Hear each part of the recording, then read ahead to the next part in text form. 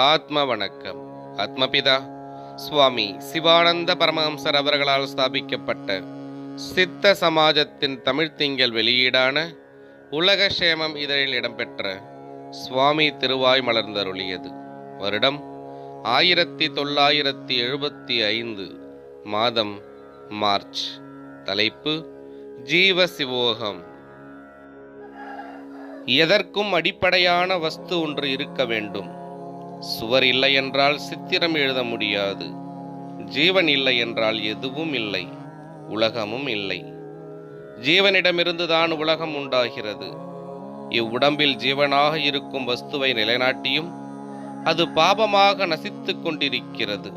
உடம்பில் கடைக்கால் தோண்டி பாமரம், அதாவது பாக்கூட்டல் மரம் என்பது பாவப்பட்ட மரம் வைத்து இன்று உலகில் யாரும் உயிரோடு இருப்பதில்லை. காரணம், ஐம்புலன்கள் வாயிலாக ஜீவன் வெளியே போய் நாசமடைந்து கொண்டிருக்கிறது. அதனை உள்ளே எடுக்க 2 வழிகள் இருக்கின்றன. ஒன்று வாய், மற்றொன்று மூக்கு. ஒரே சமயத்தில் 2 வழியாலும் எடுக்க முடியாது. ஆதலால் வெளியே தானாகவே போய் நாசமடைகிறது. அதனால்தான் நாம் நாசத்தில் இருக்கிறோம் என்று சொல்ல காரணம். இப்படி நசிக்க விடாமல் ஜீவனை உள்ளேயே அடக்க பழகினால் அல்லது படித்தால் அன்றைக்கு உயிர் வாழ தெரிந்துவிட்டோம். இதுதான் இயேசு கிறிஸ்து சொன்னது.